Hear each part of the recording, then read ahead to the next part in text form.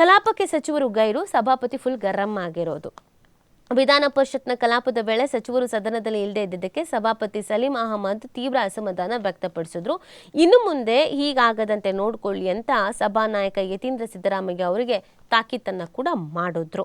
ಆರಂಭವಾಗ್ತಾ ಇದ್ದಂತೆಯೇ ಕಲಾಪ ವಿರೋಧ ಪಕ್ಷಗಳ ಸದಸ್ಯರು ಪ್ರತಿಭಟನೆಗೆ ಮುಂದಾದ್ರು. ಈ ಬಗ್ಗೆ ಬೇಸರ ವ್ಯಕ್ತಪಡಿಸಿದ ಸಭಾಪತಿ ಕಲಾಪ ನಡೆಸುವುದರ ಬಗ್ಗೆ ಚರ್ಚಿಸೋಣ ಬನ್ನಿ ಅಂತ ಸಭಾನಾಯಕ ಯತೀಂದ್ರ, ವಿರೋಧ ಪಕ್ಷದ ನಾಯಕ ಛಲವಾದಿ ನಾರಾಯಣಸ್ವಾಮಿ, ವಿರೋಧ ಪಕ್ಷದ ಮುಖ್ಯ ಸಚೇತಕ ಎನ್ ರವಿಕುಮಾರ್ ಮತ್ತು ಜೆಡಿಎಸ್ನ ಎಸ್.ಎಲ್. ಭೋಜೇಗೌಡ ಅವರಿಗೆ ತಿಳಿಸಲಾಗಿತ್ತು ಅಂತ ಹೇಳಿದ್ರು. ಬೆಳಗ್ಗೆ 10ಕ್ಕೆ ಸಭೆಗೆ ಬರುವಂತೆ ಸೂಚಿಸಲಾಗಿತ್ತು. ಈ ಬಗ್ಗೆ ಮಾಹಿತಿ ನೀಡೋದಕ್ಕೆ ನಾರಾಯಣಸ್ವಾಮಿ ಮತ್ತು ರವಿಕುಮಾರ್ ಅವರಿಗೆ ಇಂದು ಬೆಳಗ್ಗೆ 7:45ಕ್ಕೆ ಕರೆ ಮಾಡಿದ್ದೇನೆ. ಇಬ್ರು ಕರೆ ಸ್ವೀಕರಿಸಿಲ್ಲ, ವಾಪಸ್ ಕರೆಯನ್ನೂ ಮಾಡಲಿಲ್ಲ. ಸಭೆಗೆ ಎಂದು ಸಭಾನಾಯಕ ಮತ್ತು ಕಾಂಗ್ರೆಸ್ನ ಬೋಸರಾಜು ಅವರು ಬಂದಿದ್ರು. 11 ಗಂಟೆವರೆಗೂ ಕಾದು ಈಗ ಕಲಾಪ ಆರಂಭಿಸ್ತಾ ಇದ್ದೇವೆ ಅಂತ ಸ್ವಲ್ಪ ಖಾರವಾಗಿ ಮಾತನಾಡಿದ್ದಾರೆ. ಈಗ ಪ್ರಶ್ನೋತ್ತರ ಆರಂಭಿಸಿ ಅಂತ ಸದಸ್ಯರಿಗೆ ಸೂಚಿಸಿದ್ರು. ಕೆಲ ಸದಸ್ಯರು ಯಾವ ಸಚಿವರು ಬಂದಿಲ್ಲ, ನಮ್ಮ ಪ್ರಶ್ನೆಗೆ ಉತ್ತರಿಸುವವರು ಯಾರು ಅಂತ ತಕರಾರನ್ನ ಕೂಡ ಮಾಡಿದ್ರು.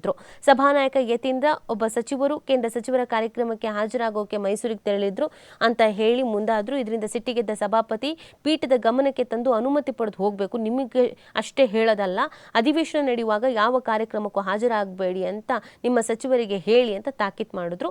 ಮುಂದಿನ ಪ್ರಶ್ನೆಯನ್ನು ಕೈಗೆತ್ತಿಕೊಂಡಾಗ ಉತ್ತರಿಸಬೇಕಾದ ಸಚಿವರು ಇಲ್ಲದ ಕಾರಣಕ್ಕೆ ಸಭಾಪತಿ ಇನ್ನಷ್ಟು ಸಿಟ್ಟಾದ್ರು. ಸಚಿವರು ಬಂದು ಸದನಕ್ಕೆ ಕಾಯಬೇಕು, ಸದನವು ಸಚಿವರಿಗಾಗಿ ಕಾಯೋದಿಲ್ಲ ಅಂತಲೂ ಕೂಡ ಇದೇ ಸಂದರ್ಭದಲ್ಲಿ ಹೇಳಿದ್ರು. ಅಲ್ಲಿಗೆ